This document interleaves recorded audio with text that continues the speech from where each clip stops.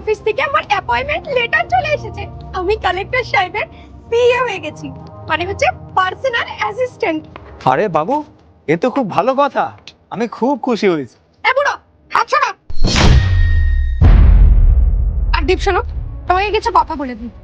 তোমার যদি আমার হাজবেন্ড হয়ে থাকতে হয়, তাহলে তোমার আমাকে পুরো 2 কোটি টাকা দিতে হবে, বুঝতে পারলে? এটা কি ধরনের কথা বলছো তুমি? 2 কোটি টাকা? হ্যাঁ, ঠিকই ধরেছো তুমি। দেখো, তুমি যদি আমাকে 2 কোটি টাকা দিতে পারো, তাহলে তুমি আমার স্বামী হয়ে থাকতে পারো। এটা কি বাজে কথা বলছো তুমি? এই শোনো, আমি না কোনো বাজে কথা বলছি না, আমি একদম ঠিক কথা বলছি। দেখো, এমনিও আমার তখন স্ট্রাগলিং ফেজ ছিল, সেই কারণে আমাকে তোমার সাথে থাকতে হয়েছিল।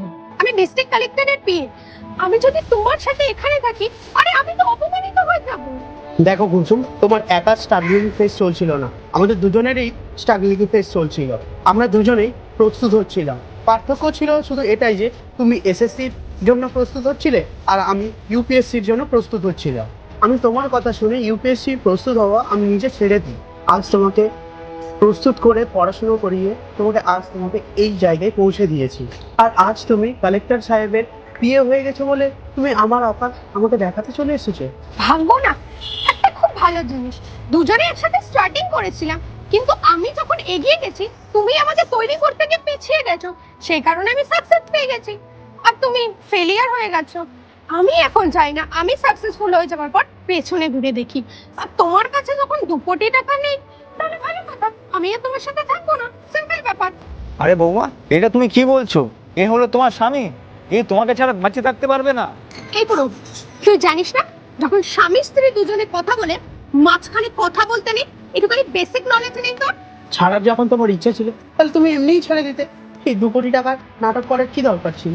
হ্যাঁ, ওকে তুমি এমনিই ছেড়ে দিতে পারতাম, কিন্তু ওকে ওর অকাতটা তো দেখাতে হতো। দেখ, এখন আমি তোকে ছেড়ে একটা এমন ছেলেকে বিয়ে করব যার কাছে অনেক টাকা আছে, নাকি তোর মতন একটা ভিখারির সাথে আমি থাকবো, বুঝতে পারলি?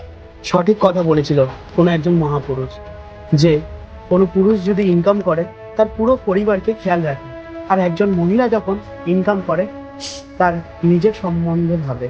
আর আজ তুমি সেই কথাটা পুরো প্রমাণ করে দিলে। এই ব্যাস, তোর না এই বাজে কথাগুলো বন্ধ কর। আর তোর চেহারা আর হালাত দেখে আমি বুঝে গেছি, তোর কাছে 2 কোটি টাকা তোর দুঃস্বপ্নেও থাকতে পারে না। তো আমাদের দুজনের দেখা হবে পড়বে, তার আগে আমি তোদের দুজনের মুখ দেখতে চাই না, বুঝতে পারলি?